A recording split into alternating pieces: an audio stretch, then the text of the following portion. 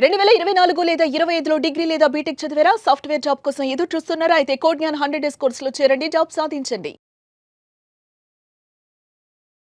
ఇక్కడ దేని మీద ట్రైనింగ్ తీసుకుంటున్నారు మీరు? Java full stack sir. Java full stack. అవకాశాలు ఉన్నాయండి వాటి మీద? Yes sir.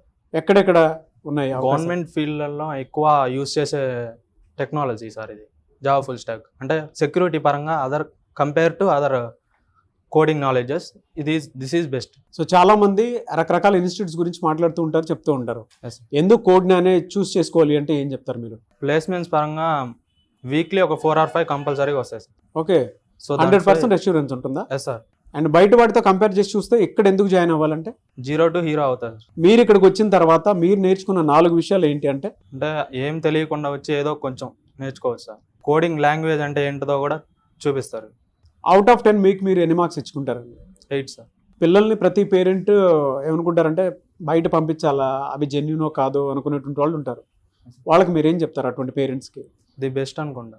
ది బెస్ట్ అని అంటారు పేరెంట్స్. సాకేత్ సార్ అని ఇలాగా 15 days ఒక ప్రోగ్రామ్ కండక్ట్ చేసి ఏమైనా డౌట్స్ ఉంటే క్లారిఫై చేస్తూ ఉంటారు సార్. సో ఏ చిన్న డౌట్స్ ఉన్నా సరే క్లారిఫై చేస్తారు, ఎస్ సార్. జాయిన్ అవ్వమని చెప్తారు. పిల్లలకి మీరేం చెప్తారు? చాలా మంది టైం వేస్ట్ చేసుకుంటూ ఉంటారు.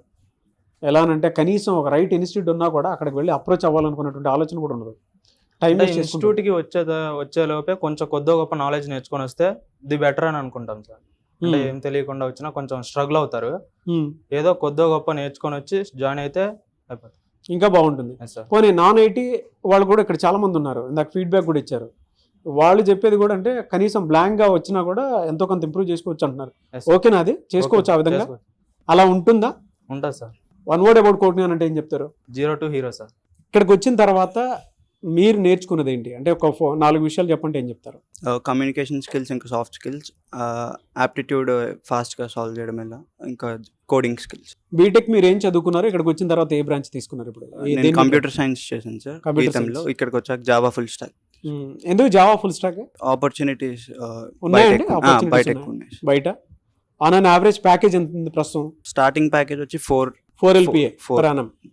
ఇక్కడ 100% ప్లేస్మెంట్ సపోర్ట్ ఉంటుందని చెప్పేసి అంటూ ఉంటారు. Yeah, అది అవును. కనిపిస్తుందా? Yeah sir. ఒక వీక్కి ఒక 4-5 ప్లేస్మెంట్స్ వస్తాయి. వాళ్ళ అసిస్టెన్స్, వాళ్ళ గైడెన్స్ అంతా బాగుంది.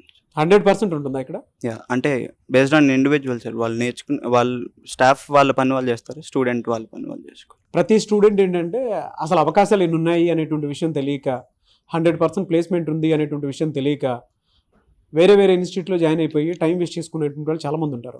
వాళ్ళకి మీరు ఏం చెప్తారు?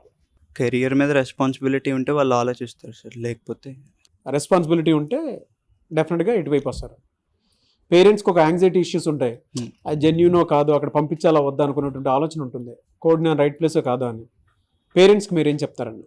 వాళ్ళ చైల్డ్ పేరెంట్కి కాన్ఫిడెన్స్ ఇచ్చి ఆ చైల్డ్ రీసెర్చ్ చేసి ఆ ఇన్స్టిట్యూట్ గుడ్డో కాదో రీసెర్చ్ చేసి పేరెంట్స్కి చెప్తే వాళ్ళకి వచ్చే కాన్ఫిడెన్స్ ఉంటుంది. One word about code Gyan అంటే ఏం చెప్తారు? కెరియర్కి ఒక గుడ్ పాత్. Good path. ఇక్కడికి వచ్చిన తర్వాత అంటే అదర్ ఇన్స్టిట్యూట్స్తో కంపేర్ చేసి చూస్తే మీరు ఇక్కడ ఏం నేర్చుకున్నారు అంటే ఎందుకు కోడ్ జ్ఞానే? కమ్యూనికేషన్ స్కిల్స్ నేర్చుకున్నాను సార్. బాగా కొద్దిగా యాప్టిట్యూడ్, కోడింగ్ అనేది కొద్దిగా అవగాహన వచ్చింది బాగా. బీటెక్లో ఏ బ్రాంచ్ మీది? CSC sir. B Tech CSC. On an average per month ఎన్ని డ్రైవ్స్ ఇక్కడ కండక్ట్ అవుతూ ఉంటాయి రెగ్యులర్? వీక్లీ 4-5 అవుతాయి sir. Weekly 4-5. So 100% placement support ఉంది. ఉంటాయి. ఒక 4 స్కిల్స్ మీరు నేర్చుకున్నవే ఇక్కడికి వచ్చిన తర్వాత మీలో మీరు చూసినటువంటి చేంజెస్ కాలేజ్తో కంపేర్ చేసి అంటే కాలేజ్తో కంపేర్ చేస్తే కాలేజ్ అసలు నేను ఇంతవరకు ఏం నేర్చుకోలేదు సార్. అంటే జావా అంటే థియరీ పార్ట్ వరకు నేర్చుకునే వాళ్ళం. ఇక్కడికి వచ్చే కొద్దిగా కోడింగ్ అయినా నేర్చుకున్నాం.